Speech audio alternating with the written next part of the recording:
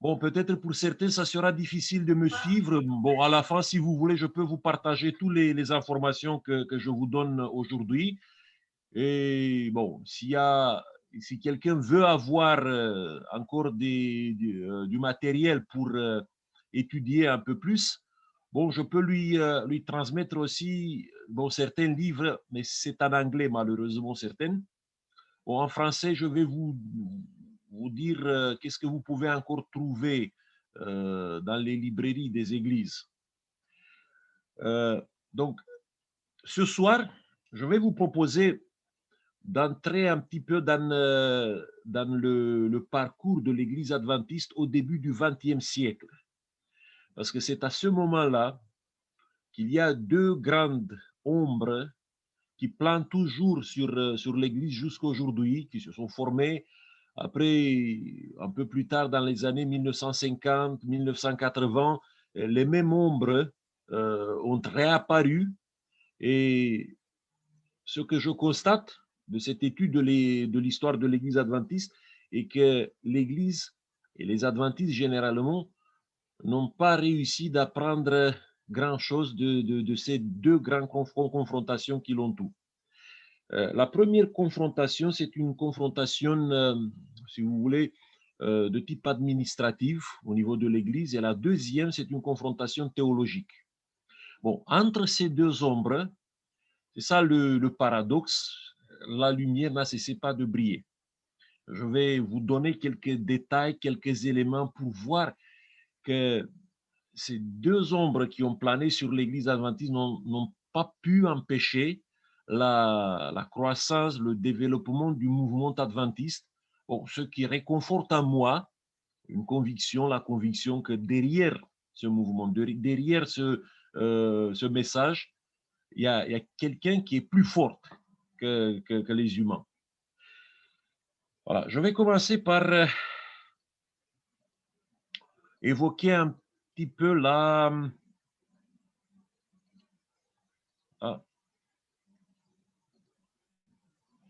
le début du XXe siècle dans notre Église.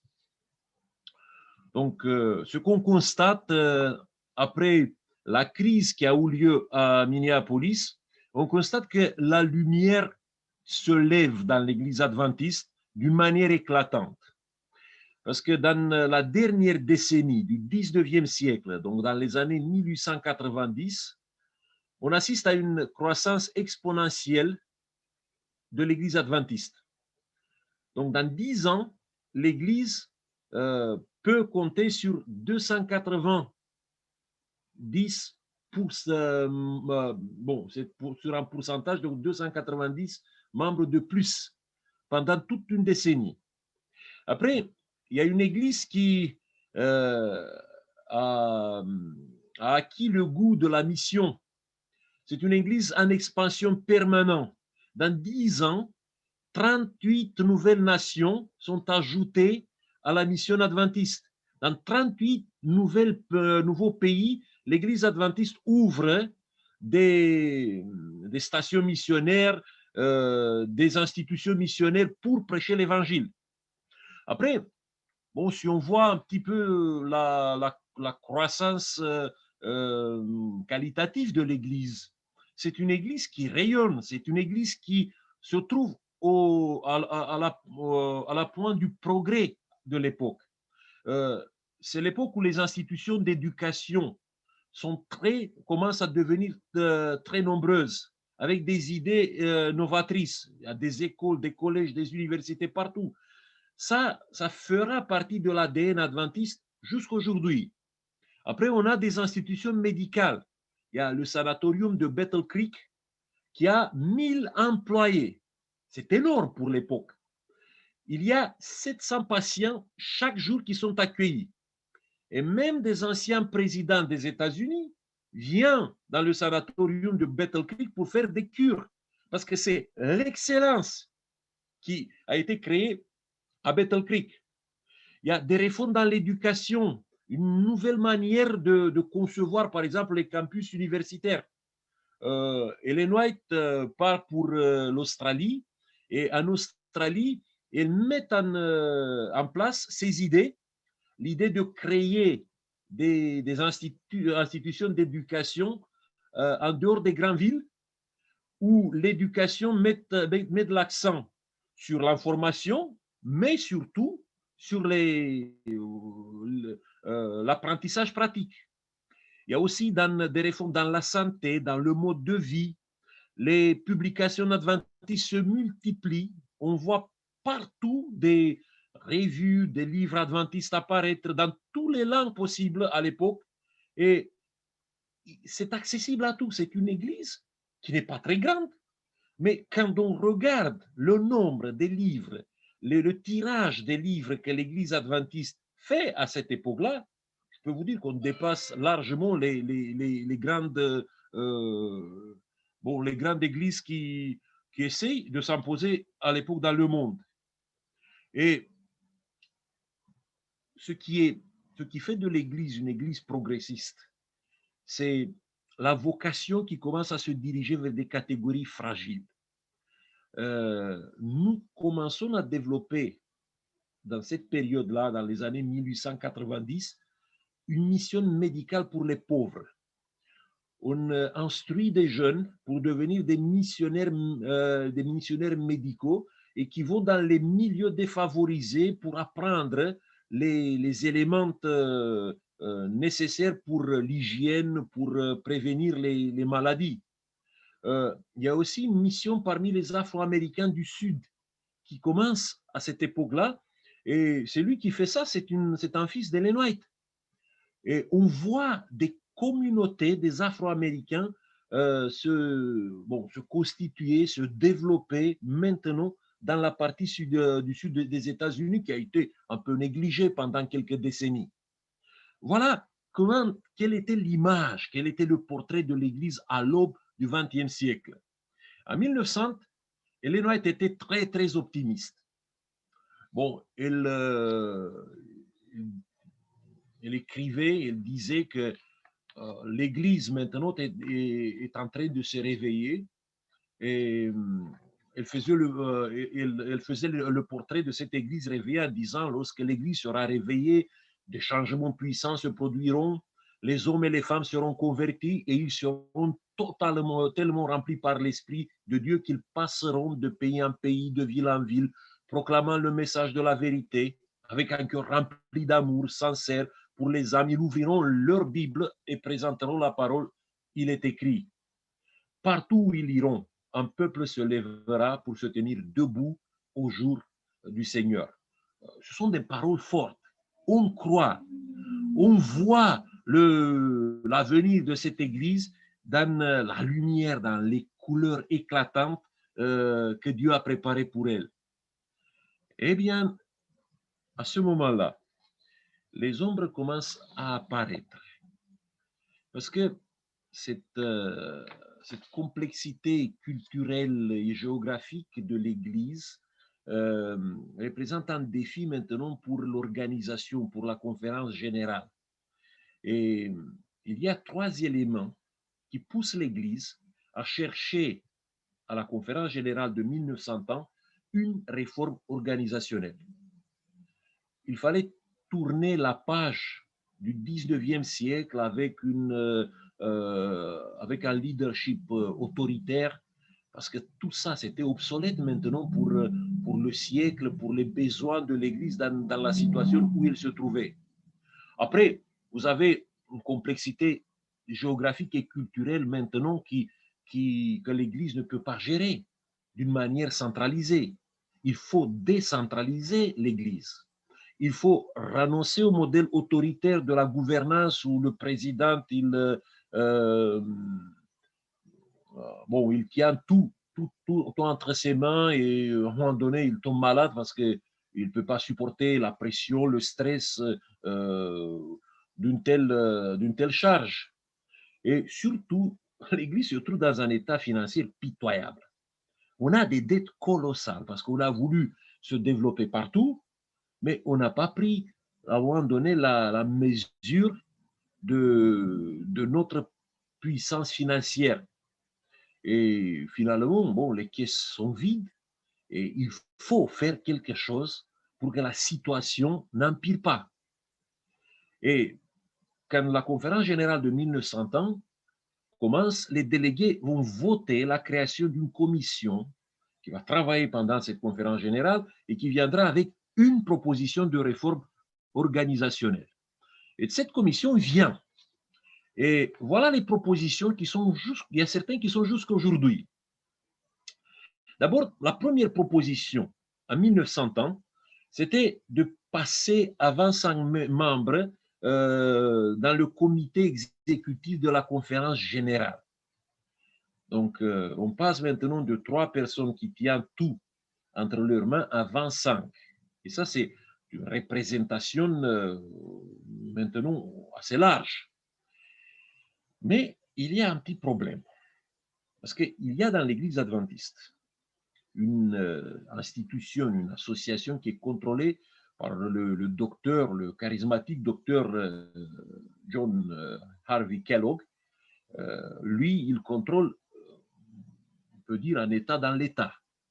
Et ce ministère médical qu'il dirige, bon, demande d'avoir 6 membres parmi les 25 membres du comité exécutif.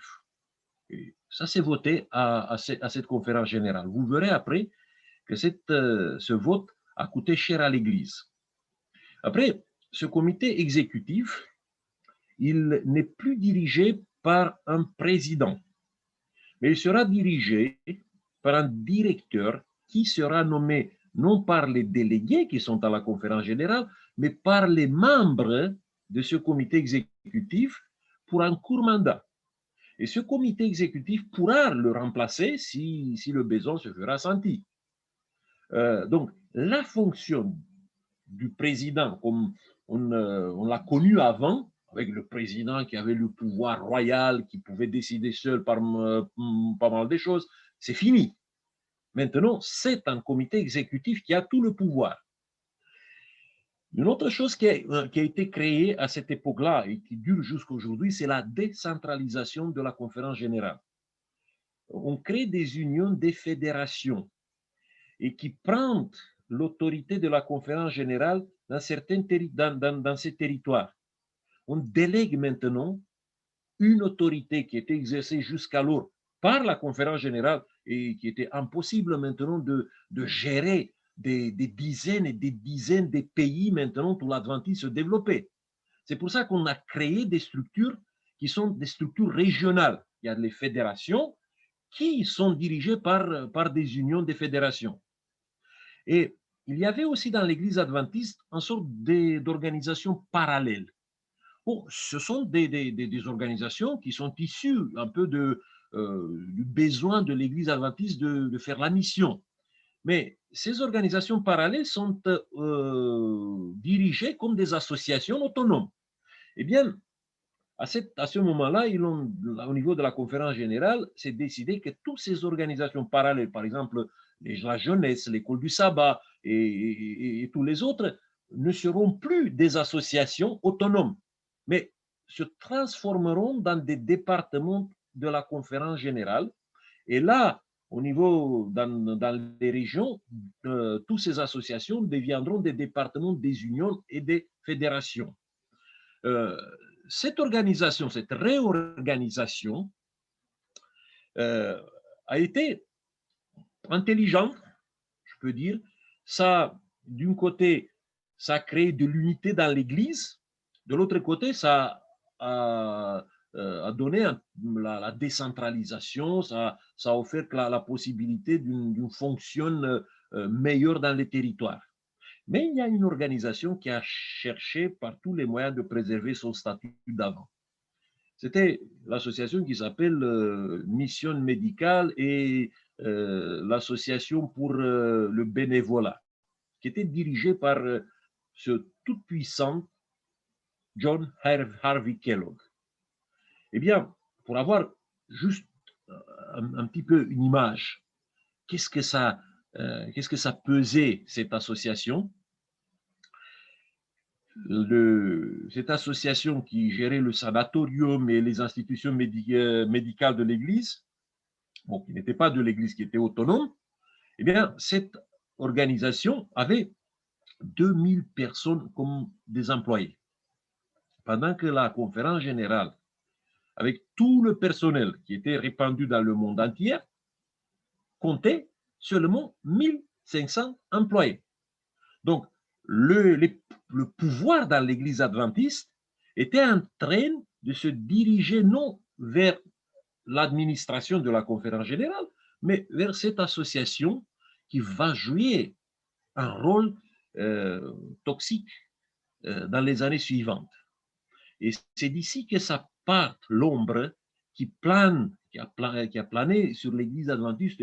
Peut-être il y a pas mal des choses qui, à ce moment-là, qui sont sorties et qui sont restées dans certaines consciences dans notre Église adventiste. Après la conférence générale, il y a quelques mois que ça va. Mais au bout de quelques mois, ça commence à s'apparaître une division, une faille. Une faille par rapport à la conception de l'exercice d'autorité dans l'Église adventiste. On a deux camps avec deux idéologies qui se créent. Bon, je vais nommer le premier camp, le camp des libertariens idéalistes. Vous savez, les États-Unis, aux États-Unis jusqu'à aujourd'hui, il y a une grande partie de la population qui est très individualiste, qui est très jalouse par rapport à leurs droits. Et ils se battent pour ces droits et ils veulent moins d'État et plus de liberté individuelle. Et on les appelle les libertariens. Et normalement, dans l'Église adventiste, il y avait des adventistes qui militaient pour ça. Qui sont les libertariens idéalistes? Bon, le chef du file, c'est Alonzo T. Jones, aidé par Elliot Wagner, et aussi par quelqu'un qui va changer un petit peu la veste. Prescott, qui jusqu'à 1902, il a soutenu ce courant. Après, il a été convaincu de passer dans l'autre camp. Dans le camp des libertariens, l'idée de base, c'était l'individualisme radical. Chaque membre de l'Église, soutenait eux, normalement doit être guidé personnellement par le Saint-Esprit. Je crois qu'on est d'accord avec ça. Et parce qu'on est guidé personnellement par le Saint-Esprit, il faut avoir une organisation beaucoup moins forte. Si on a une organisation forte dirigée par un président et un comité qui prend des décisions pour toute l'Église, on va retourner, disait ce groupe, au système papal. On va trahir le Saint-Esprit par la manque de foi. Donc, leur idée, c'était que l'Église soit directement dirigée par le Saint-Esprit, chaque membre de l'Église soit dirigé par le Saint-Esprit, qui va nous mettre tous ensemble dans une harmonie de pensée. Et bon, pour arriver à cette harmonie, pour arriver à cette unité spirituelle, il faudra que chaque membre de l'Église fait une réforme individuelle dans sa relation avec Dieu. Bon, le grand problème est que dans l'Église adventiste, il n'y a pas tout le monde on peut dire, qui est guidé par le Saint-Esprit. Bon, si on laisse les choses sans avoir une certaine autorité visible qui exerce, qui met de l'ordre dans ce qui se passe, on laisse à chacun ou à chacune de faire ce qu'il veut, comme il comprend le Saint-Esprit, on va se trouver à un moment donné dans une sorte de cacophonie. Mais ces libertaires idéalistes, ils voulaient ça. Ils voulaient l'idéal à tout prix. De l'autre côté, il y avait les adeptes de l'ordre réaliste. Et parmi les adeptes de l'ordre réaliste, c'est lui qui a été nommé comme directeur du comité exécutif, qui signait parfois avec le nom du président, qui a dérangé beaucoup. Mais bon, il n'avait pas les pouvoirs des présidents d'avant.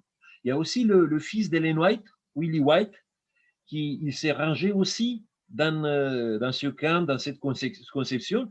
Et bien sûr, il y avait Prescott, qui est passé en 1902 dans ce camp-là. Qu'est-ce qu'ils disaient, les adeptes de l'ordre réaliste? Il disait, nous sommes encore sur la terre, il faut être réaliste. Nous sommes dans les conditions du péché. On a besoin d'avoir un ordre, une discipline collective qui est administrée par le comité exécutif de la conférence générale. La nécessité d'une autorité administrative qui doit être forte et représentative et qui prend des décisions pour l'avancement de l'œuvre missionnaire est importante parce que nous avons à accomplir un mandat évangélique. Donc, leur idée de garder un ordre réaliste, ce n'était pas pour préserver un poste, une fonction, mais c'était pour organiser l'Église d'une meilleure manière pour prêcher l'Évangile dans le monde entier. On a des missions partout maintenant. Il faut qu'il y ait quand même une sorte de discipline dans cette Église qui fait tourner l'œuvre missionnaire dans le monde entier. Et aussi, il disait qu'il fallait retourner à la fonction présidentielle, mais pas comme avant. Il fallait que le président soit élu par les délégués de la conférence générale et qu'il soit à la tête d'un comité large avec une représentativité de tous les champs, de toutes les régions maintenant qui sont dans le monde entier. Les deux positions, à un certain moment, je crois que on pouvait trouver un point d'équilibre entre les deux. Il y a des lettres, des articles, des petites brochures qui ont été publiées dans cette période des années 1900-1902, où chacun essayait d'exprimer mieux ce qu'il croyait. Et peut-être à un certain moment, on pouvait trouver l'équilibre entre les deux parties. Si dans cette confrontation intervenait cet homme, John Harvey Kellogg, qui a été le détonateur d'un conflit terrible pour l'Église adventiste à l'époque. Eh bien, Kellogg, il a été très mécontent après la conférence générale de 1900 ans. Parce qu'il sentait que la conférence générale voulait transformer son association en département, comme toutes les autres institutions et associations que l'Église avait avant. Après, quand le sanatorium a brûlé, la conférence générale, dirigée par Arthur Daniels, a refusé d'engager un crédit pour la reconstruction du sanatorium. Et c'était réaliste, ça, parce que les finances de l'Église étaient vraiment mises à mal. Ils ne pouvaient pas risquer maintenant l'équilibre financier de la conférence générale dans une telle situation. Et il y avait aussi beaucoup des objections théologiques qui se sont levées pour des idées que John Harvey Kellogg a exprimées dans un livre, Le Temple vivant, qui normalement devait être distribué dans toutes les églises et vendu partout dans le monde pour financer la reconstruction du sanatorium. Il y avait des idées panthéistes, des vraies idées panthéistes. Kellogg soutenait par exemple que, si on regarde un arbre, on voit l'arbre en tant que créature, mais on peut voir aussi dans l'intérieur de l'arbre Dieu qui a créé. Il faisait la même chose avec les fleurs, avec tout. Il donnait cette conseil que, nous devons chercher le Dieu dans la nature, mais pas un Dieu qui est séparé de la nature, mais un Dieu qui est à l'intérieur de la nature. Kellogg, il n'adhère pas aux idéaux libertariens. Ce n'est pas un libertarien, lui. Mais il va choisir de soutenir le camp d'Alonzo Jones et Elliot Wagner contre Arthur Daniels et ceux qui dirigeaient le comité exécutif de la conférence générale. Pourquoi? Parce qu'il avait l'intérêt que le comité de la conférence générale soit faible et qu'il peut comme ça manœuvrer, manipuler, faire ce qu'il voulait. Et il essaie un coup en novembre 1902. Il veut remplacer Arthur Daniels par Alonzo Jones. Et c'est ça la faute, la grande faute d'Alonzo Jones. Parce qu'il s'est laissé piéger, il s'est laissé attirer par Kellogg dans voilà, son entreprise qu'il a développée d'affaiblir la conférence générale. Le coup a échoué et cette alliance va, dans les années suivantes, vont courir à la perte de deux grands prédicateurs qu'on a eu dans l'histoire de l'Église adventiste, Alonzo Jones et Elliot Wagner. Qu'est-ce qu'il s'est passé après? Eh bien, en 1903, il y a la conférence générale qui arrive. Bon, à l'époque, c'était tous les 2 ans. À ce moment-là, on assiste à une amplification des divisions. Lors de cette conférence générale, les deux camps, les deux orientations viennent avec 2 résolutions sur l'autorité dans l'Église. Les adeptes de l'ordre réaliste, représentés par Daniels, qui voulait mettre une sorte d'autorité, instaurer une autorité d'un comité exécutif de la conférence, qui voulait administrer l'Église de cette manière, eh bien, a gagné avec une faible majorité. Il y a seulement 4 votes qui ont fait la différence dans leur résolution. À la fin, Alonzo Jones, il a fait une déclaration publique en disant qu'elle va respecter cette décision, et à partir de ce moment-là, ça sera sa propre décision de soutenir le vote qui a été donné par les délégués de la conférence générale. Mais sous l'impulsion, sous l'influence de John Harvey Kellogg, il a oublié ça. Il y a un mur des contestataires qui commence à se lever immédiatement après cette conférence générale de 1903. Il y a Alonzo Jones, qui est le plus charismatique, mais il y a d'autres. Il y a un certain Albin Ballinger, qui était, bon, on peut dire, une sorte de théologie, des pasteurs et théologiens un peu erratiques, qui voulaient mettre en place une sorte de pentecôtisme adventiste, vous savez, avec une sorte de sanctification de la chair physique. Bon, ces idées, c'était que finalement tout le monde sera sauvé, que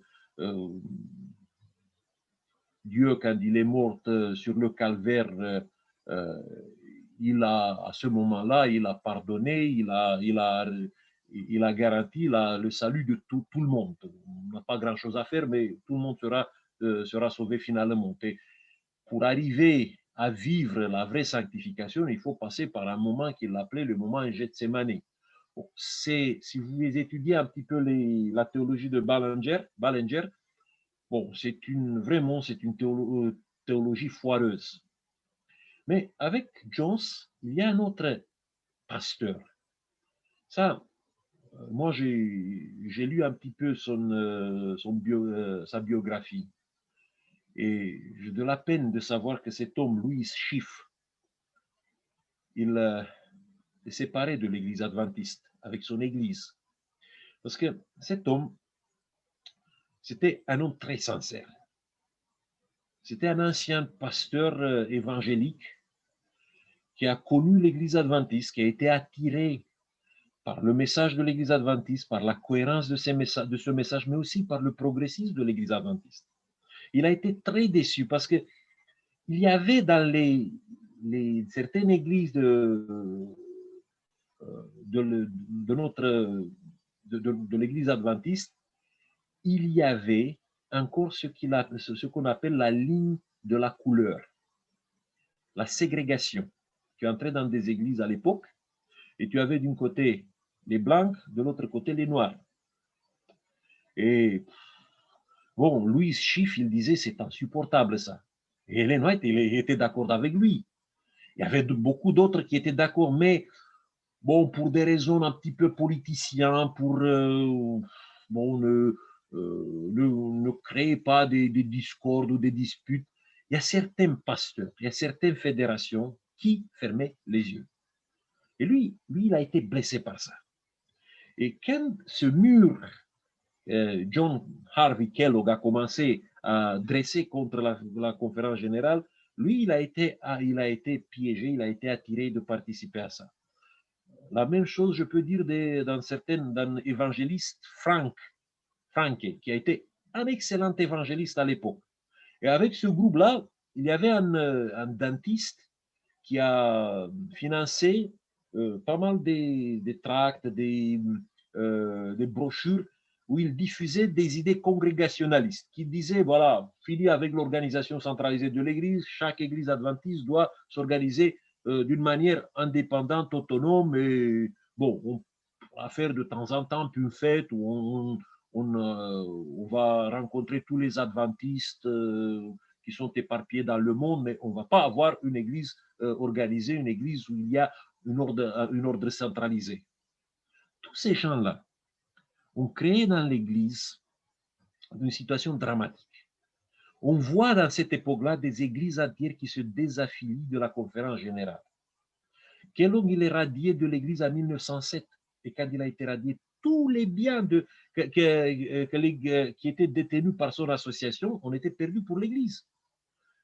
Il y avait l'argent de l'église qui a été investi dans toute l'œuvre médicale, et ça, c'est parti avec Kellogg, parce que c'était son association, c'était sous sa présidence que tous ces biens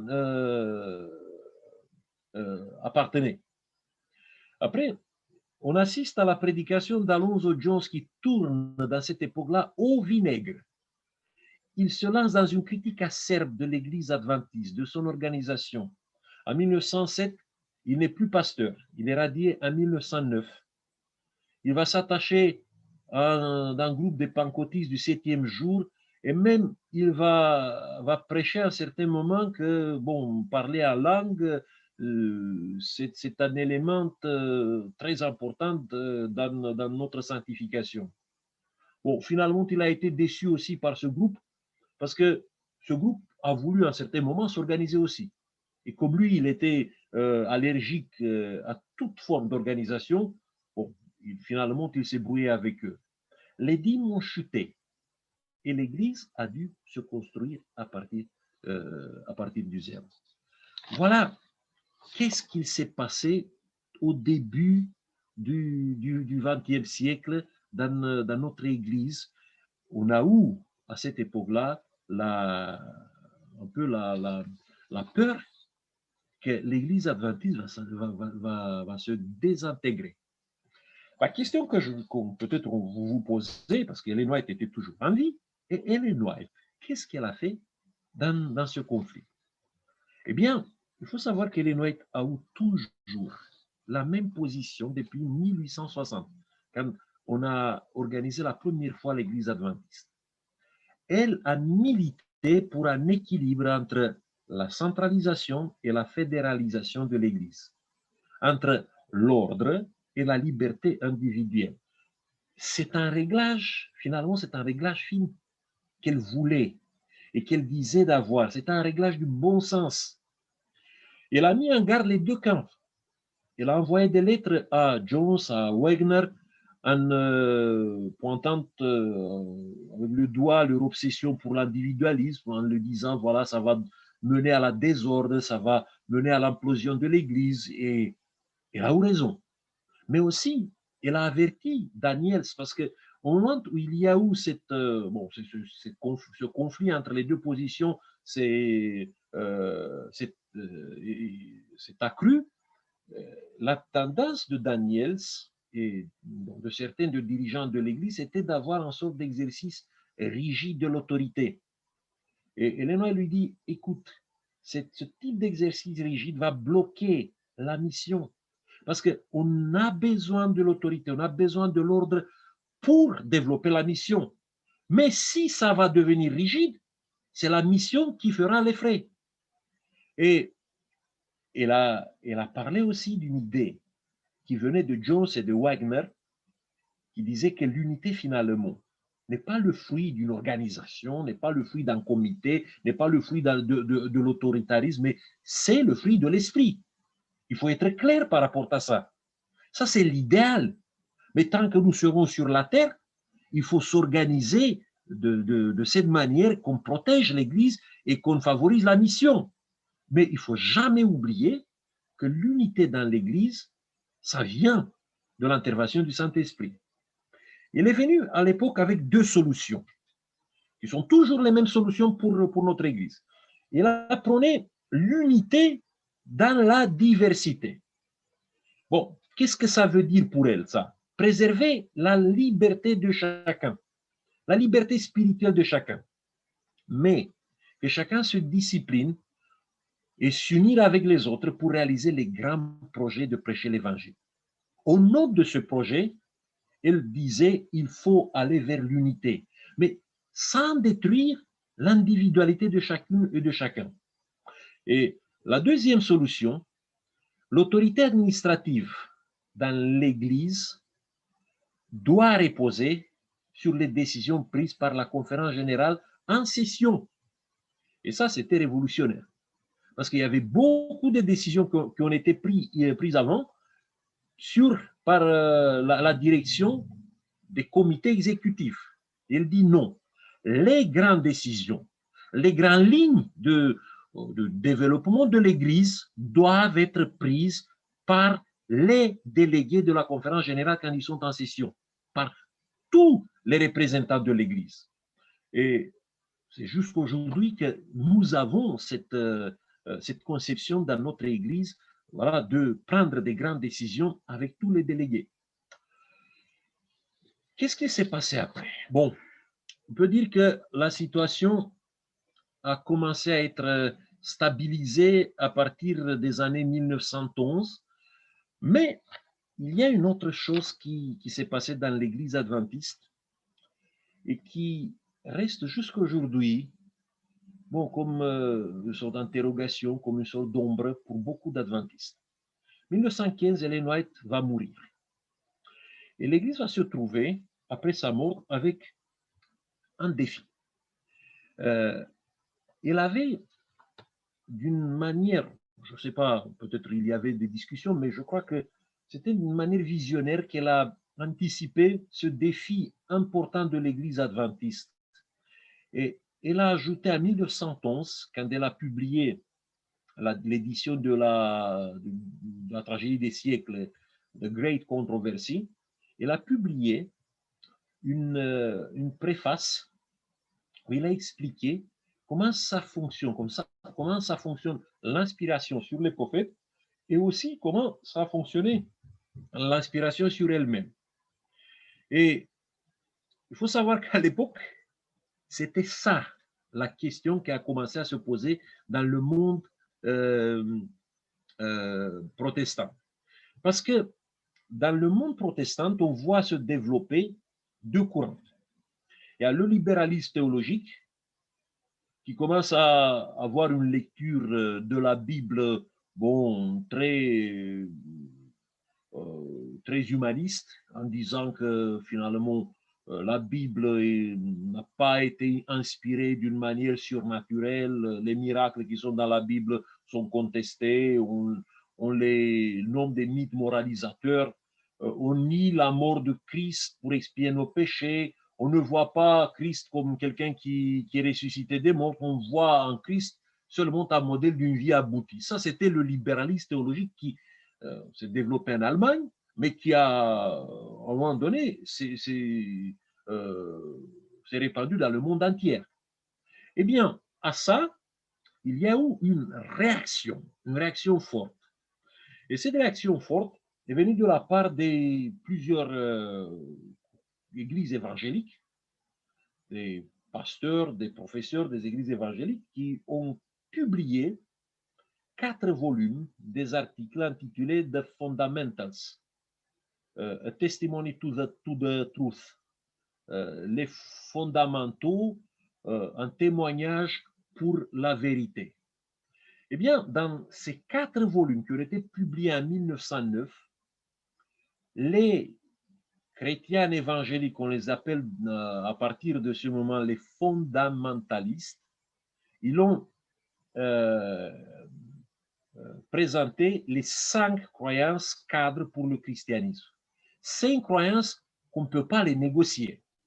Première, c'était l'inspiration verbale de la Bible et l'inhérence des Écritures. L'inhérence des Écritures, ça veut dire que dans la Bible, vous n'avez pas des erreurs grammaticales, que vous n'avez pas dans le texte de la Bible, bon, quelqu'un qui s'est trompé sur un chiffre ou quelque chose comme ça, sur des détails, que la Bible est sans faute dans son expression et que Dieu a dicté aux écrivains de la Bible exactement les mots qu'ils devaient mettre là-bas. Donc, la personne humaine n'était que la machine à écrire, c'est tout. Le deuxième point, c'était la naissance miraculeuse de Jésus d'une vierge. Troisième, c'était la foi que la mort de Christ a été pour nous purifier du péché. La quatrième croyance, la résurrection réelle de Jésus. Et la cinquième croyance fondamentale, qu'il mettait comme ça, comme le socle du christianisme, les miracles de la Bible sont des réalités historiques. Maintenant, les quatre derniers points, les quatre dernières croyances ne posaient pas grand problème, par exemple, aux adventistes. Mais le premier point, les adventistes, jusqu'à cette période-là, avaient une autre position.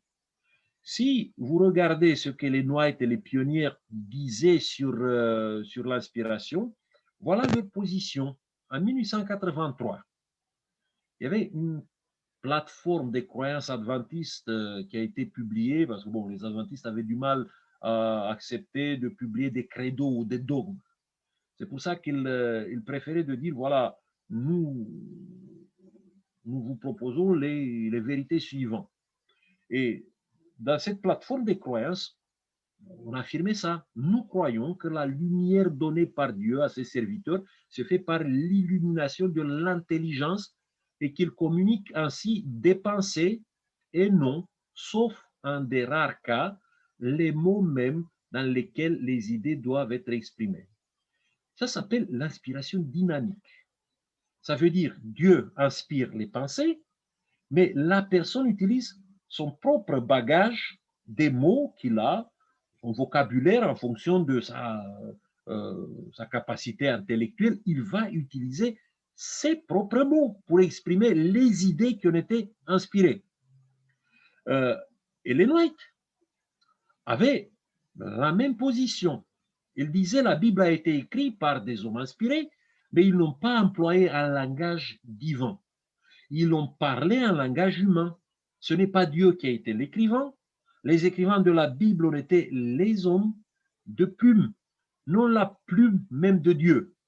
Ce ne sont pas les mots de la Bible qui sont inspirés, ce sont les hommes. L'inspiration agit non pas sur les mots ou les expressions, mais sur l'auteur lui-même à qui le Saint-Esprit communique des pensées. Quant aux mots, ils portent l'empreinte de l'individualité.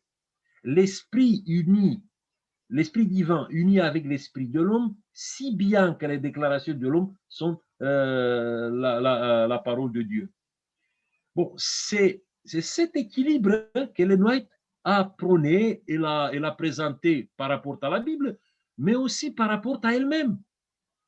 Par exemple, le livre qui a été publié, The Great Controversy, la tragédie des siècles, quand elle a écrit sa première édition, il y avait des erreurs historiques que vous trouvez dans ce livre. C'était des informations qu'elle a prises des historiens. Ce n'était pas des informations, par exemple, par rapport aux chiffres, par rapport à des petites choses. Ce n'est pas par rapport aux idées qu'il y avait des erreurs, mais par rapport à certains détails. Et elle a accepté de faire ces corrections dans l'édition de 1911. Ça veut dire qu'elle ne considérait pas qu'il y a de l'inhérence dans ce qu'elle avait écrit. Willie White, Arthur Daniels, qui était toujours le président de la conférence générale, Willie White, qui était son fils, comme des héritiers, comme les personnes qui ont été proches d'Ellen White, il n'acceptait ni l'inspiration verbale, ni l'inhérence appliquée à la fois à la Bible et aux écrits d'Ellen White. Mais dans l'Église adventiste, le fondamentalisme, avec l'inspiration verbale, avec l'inhérence, ça s'est répandu rapidement. C'est pour ça que après la guerre, après la Première Guerre mondiale, la conférence générale décide d'organiser une conférence biblique en 1919. On ne connaît pas grand-chose, parce qu'à la fin, à cause des conclusions qui n'ont pas été très concluantes, les participants ont décidé de ne publier pas les conclusions ou les prises de parole. Ils ont dit, OK, on va laisser ça pour les générations suivantes. Maintenant, on va se diriger vers la prédication de l'évangile. Qui ont participé à cette conférence?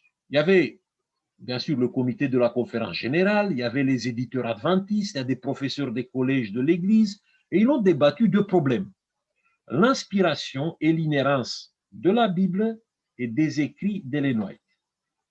Il y a eu deux camps qui sont apparus, qui étaient très disproportionnés.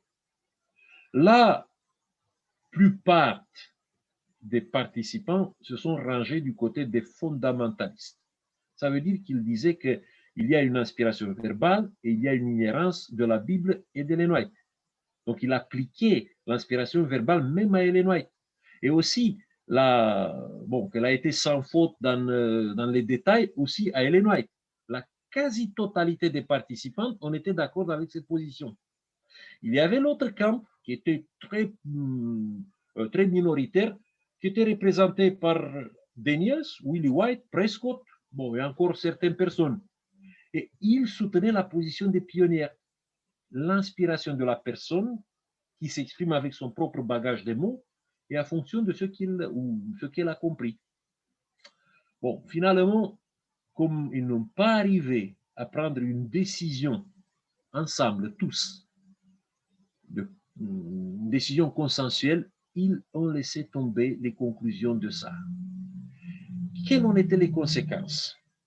Bon, quelques années plus tard, en 1922, Daniels n'est plus reconduit comme président de la conférence générale. Il a été mis comme responsable de l'association pastorale. Willie White, il a été retiré des fonctions au niveau de la conférence générale. Bon, il a été mis dans des fonctions secondaires. Et la position qui commence à être exprimée dans les publications adventistes, d'une manière générale, c'était l'inspiration verbale et l'inhérence de la Bible. Regardez un petit peu ce qui a été publié dans les années suivantes. Bon, les étudiants qui se préparaient pour devenir pasteurs, il y avait un manuel qui était édité par les responsables de la théologie de l'Église au niveau de la conférence générale. Voilà ce que vous trouvez là-bas. La sélection des mots, même de l'écriture dans les langues originales, fut dirigée par le Saint-Esprit. Après, dans la revue Ministry qui s'adressait aux pasteurs en 1931, on pouvait lire ça: non seulement chaque mot de la doctrine est vrai, mais il n'y a pas non plus de faute dans les données historiques présentées, ni sur aucun autre point de la connaissance humano-divine. Même chaque remarque faite en passant dans les domaines de la géologie, de la cosmologie, de l'astronomie et de la biologie est vraie. Et la même chose était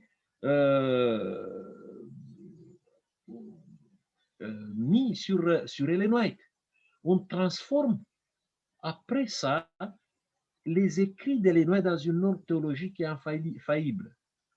Prescott, il disait en 1919 devant les participants avec une sorte d'amertume en disant: si quelqu'un ne croit pas en l'inspiration verbale de la Bible, il est encore en bonne position, mais s'il déclare qu'il ne croit pas en l'inspiration verbale des témoignages, on le rejette immédiatement.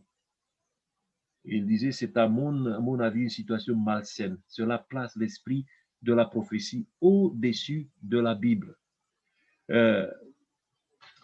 Il y a une nouvelle compréhension qui se développe. Ellen White a été l'interprète infaillible de la Bible. Si tu veux comprendre la Bible, il faut lire Ellen White d'abord et après tu lis la Bible. On pouvait pas, c'était quelque chose, on disait que c'était une doctrine malsaine de dire qu'Ellen White n'est pas l'autorité en matière d'histoire. À cette époque, il y a cette légende avec Ellen White qui a donné des doctrines aux pionniers, ce qui n'a pas été vrai. Ellen White n'a jamais demandé, n'a jamais prétendu que c'est elle qui formule les doctrines dans l'Église adventiste. Daniels a continué quand même de dire bon, de soutenir la position équilibrée qui disait nous devons baser notre interprétation sur la Bible d'abord. Je crois que la Bible s'explique elle-même. C'était exactement la position d'Ellen White. L'esprit de la prophétie a dit que la Bible est son propre commentateur. Le soutien que l'esprit de prophétie est le seul interprète sûr de la Bible est faux. Pour comprendre un petit peu la position équilibrée de Daniels, du fils d'Ellen White, Willie White, il faut regarder cette image. Cette image vous montre quel est le but fondamental du don prophétique reçu par Ellen White. Quand vous lisez les écrits d'Ellen White, on découvre là-bas que le but du don prophétique pour notre Église était élever la parole de Dieu. Tourner vers la parole les pensées de tous pour les impressionner par la simplicité magnifique de la vérité. Imaginez-vous que quelqu'un vient devant vous et il pointe avec le doigt quelque chose. Qu'est-ce que vous regardez? Est-ce que vous regardez le doigt ou la direction? Logiquement, c'est la direction. Et c'est ça qu'Ellen White a fait. Ellen White, par ses écrits, nous dirige vers la parole de Dieu. Si nous n'avons pas compris ça, si nous passons peut-être tout notre temps en lisant Ellen White et en négligeant la Bible, on n'a rien compris. Il faut mettre la parole de Dieu en première. Bien sûr, il faut lire, il faut s'inspirer, il faut se nourrir avec ce que Ellen White nous a laissé comme héritage, mais jamais dans une proportion de moitié-moitié, jamais dans une disproportion où je lis les Écritures de Ellen White et je néglige la Bible. La Bible doit rester en première dans notre étude. Ces deux problèmes, le problème administratif et le problème théologique, l'Église a dû les affronter. La manière de sortir de toutes ces choses-là, peut-être n'a pas été parfaite, mais quand même, l'Église a réussi de faire une chose, de dire, on a des problèmes, mais il faut que la lumière continue à briller. Et pendant cette période où on avait des blessures partout, la situation générale de l'Église après 1911 n'a pas empiré. Et pour moi, c'est ici un paradoxe, parce que normalement, avec une crise comme la crise que l'Église a affrontée entre 1900 et 1911, après ce moment où l'Église perd l'occasion d'avoir une voix équilibrée dans le monde protestant, dans le monde évangélique, avec l'héritage que Ellen White et les pionniers nous ont laissé par rapport à l'inspiration, après tous ces deux moments douloureux qu'on a vécus, voilà le tableau dans les décennies d'après 1911. Bon, il y a la guerre, la Première Guerre mondiale. Il ne faut jamais oublier que ça, c'était un moment douloureux, surtout en Europe. On avait à l'époque en Europe une sorte de président de la région adventiste de l'Europe qui était un Allemand, qui s'appelle Conradi, un homme très, très intelligent, mais très autoritaire. Et qui a choisi, au moment du début de la guerre, qui a choisi d'envoyer une lettre à tous les pasteurs et de publier une position qu'il disait pour la position officielle de l'Église adventiste, ce qui est faux. Parce que la position de l'Église adventiste par rapport à la guerre, par rapport à l'armée, c'était la position de non-combattance. Mais lui, il a conseillé, il a dit aux membres de l'Église qu'il faut s'enrôler, il faut faire le devoir pour l'État, il faut lutter pour défendre la mère patrie, pour défendre le pays où nous sommes. Imaginez-vous qu'il y avait des adventistes de deux côtés qui ont pris les armes, qui ont participé à la guerre.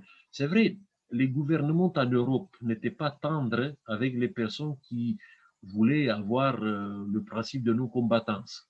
Je crois que ça valait quand même de se battre pour ce principe à ce moment-là. Il ne fallait pas attendre des bons moments, mais il fallait se battre pour ça au moment où la guerre a commencé.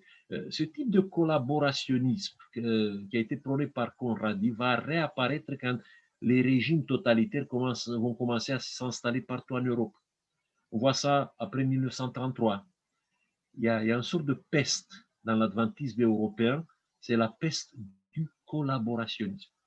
Et quand je vous dis ça, je sais qu'est-ce que je dis. Parce que nous, en Roumanie, on a vécu pendant 40 ans cette peste. Aujourd'hui, on a peur d'aller dans les archives de la police politique en Roumanie parce qu'on a peur de ce qu'on va découvrir là-bas pour notre histoire. Eh bien, dans les horreurs de la guerre, dans toutes ces situations, il y avait des gens qui ont découvert le message adventiste. L'Europe post-guerre est devenue un territoire où l'adventisme a progressé énormément. Pensez à l'histoire de l'Église en France. On peut dire que c'était peut-être l'âge d'or de l'Église adventiste en France. Il y a des pionniers qu'on se rappelle aujourd'hui dans l'histoire de cette Église ici. Il y avait des conférences bibliques qui suscitaient de l'intérêt partout. Il y avait ce docteur Jean Nussbaum qui a fait de l'adventisme une croyance qui est devenue vraiment une croyance respectable. Et ça, je peux vous parler aussi de ce qui s'est passé en Roumanie, de ce qui s'est passé dans les autres pays en Europe. On assiste quand même à une diffusion du message adventiste qui est forte à l'époque. N'oubliez pas aussi que immédiatement après la Première Guerre mondiale, il y a la conquête de l'Afrique par les missionnaires adventistes. Il y a tous les jeunes des églises adventistes de l'époque rêvaient de partir comme des missionnaires sur le continent le plus éprouvé. Et certains l'ont fait. Et aujourd'hui, si nous avons des églises fortes en Afrique, c'est grâce au sacrifice de tous ces jeunes, tous ces missionnaires qui ont rêvé de développer l'adventisme là-bas. Après, quand il y a eu des nouvelles pistes pour transmettre le message, les adventistes se sont convertis à ces nouvelles méthodes. On a la radio. Il y a aux États-Unis un prédicateur qui a fait des milliers de conférences à la radio, s'appelle H.M.S. Richards. C'est le prince des prédicateurs adventistes. Donc, si peut-être vous trouverez dans certaines archives, dans certains livres que vous avez, peut-être un héritage de vos parents, vous trouvez des prédications de Richards, je vous invite de les lire. Parce que ce sont des prédications qui dépassent le temps.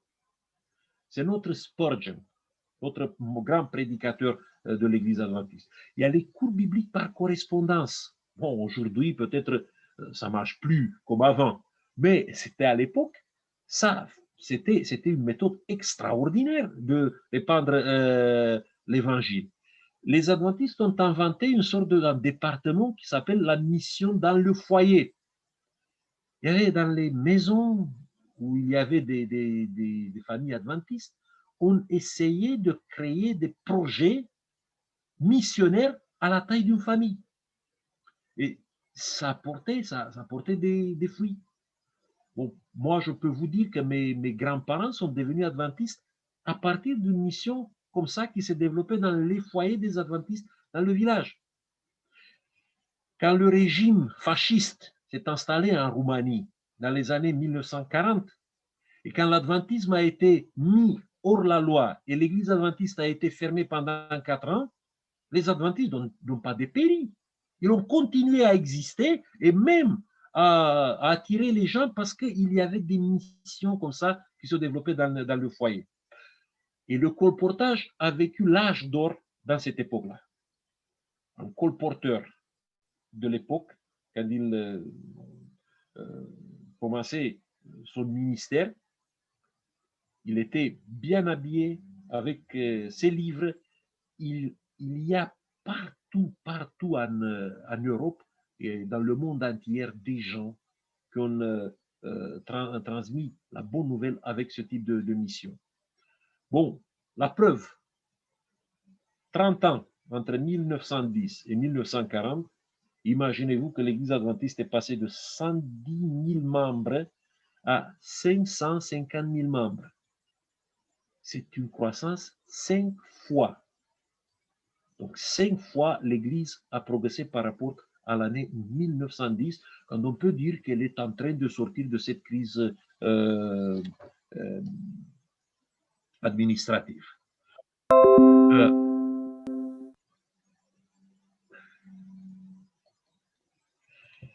Maintenant, bon, pour conclure, pour dire quelque chose en conclusion, je crois que nous devons comprendre de tous ces mauvais passages, tous ces ombres de l'Église, qu'au moment où nous sommes pris par la colère, par l'amertume, le bon sens s'obscurcit. Il faut faire attention aux émotions négatives, parce qu'à un moment donné, on peut perdre le bon sens et la capacité de juger les choses. Moi j'ai de la peine quand je pense à quelqu'un comme Jones, par exemple, qui a été un homme brillant. Il n'avait rien en commun avec un rusé comme Kellogg, par exemple. Ce n'était pas de la même,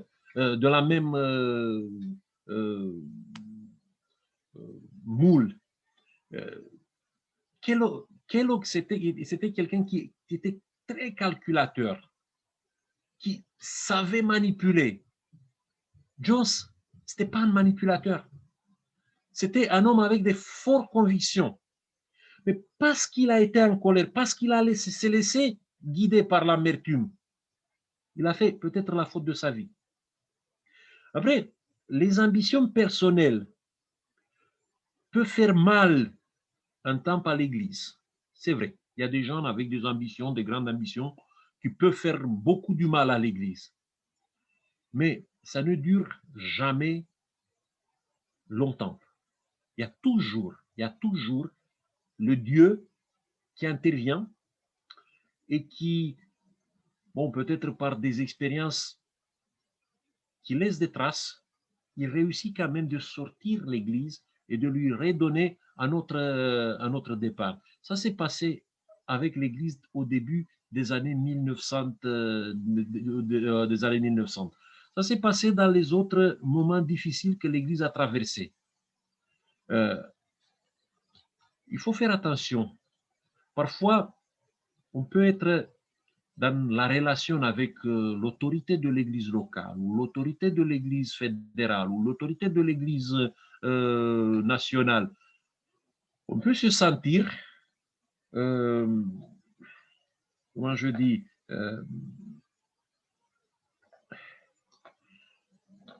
on peut se sentir comme des victimes. Et peut-être on a raison. Il y a des injustices qu'on subit. Mais si on se laisse porter par les ambitions personnelles, si on veut faire mal, je ne sais pas, à l'organisation ou au comité d'une fédération ou d'une union, à un certain moment, on peut franchir une ligne qui sépare, vous savez, la lutte que nous avons contre une personne qui nous a fait mal, de la ligne qui, on peut franchir la ligne de faire mal à l'Église. Parfois, c'est mieux de supporter peut-être la douleur et l'injustice, mais de ne se tourner jamais contre l'Église. Parce que n'oubliez pas, quoi qu'il arrive dans cette Église, moi je crois qu'il y a un Dieu qui va piloter cette Église pour sortir toujours de tous ces moments difficiles. Après, il faut avoir le courage d'assumer les erreurs.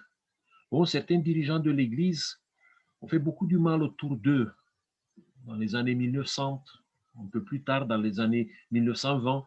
Ils ont fait beaucoup du mal à l'Église parce qu'ils n'ont pas pris la responsabilité d'assumer leur erreur. Il y a des gens peut-être qui ont souffert à cause de ça.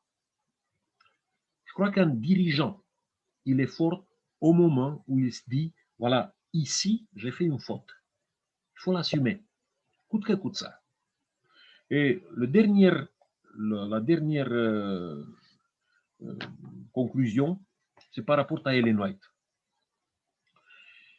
Quand on utilise correctement la compréhension, la lecture de ce qu'Ellen White nous a laissé en héritage, on devient plus fort. Ça, c'est un atout. Le grand problème, c'est quand on essaye d'utiliser Ellen White pour dire ce que nous avons dans notre tête. Si nous partons dans une étude d'Ellen White, et même de la Bible, avec nos idées pour trouver la confirmation de nos idées, on va arriver à avoir une position où on va arriver à développer des idées qui sont totalement fausses. Moi, je me réjouis parce qu'à dans les moments chauds des années 1900, on a eu dans l'Église un prophète équilibré, un prophète qui a montré qu'il est conduit par Dieu, non par la force de ses mots, mais par son attitude d'équilibre entre les deux camps. Il a fait la synthèse et il nous a laissé cet héritage jusqu'à aujourd'hui. L'unité en diversité et l'autorité de la conférence générale quand elle est en session. N'oubliez pas ça. Il ne faut jamais transgresser ça, ni dans les églises locales. L'autorité dans l'église locale ne s'exerce pas par le comité.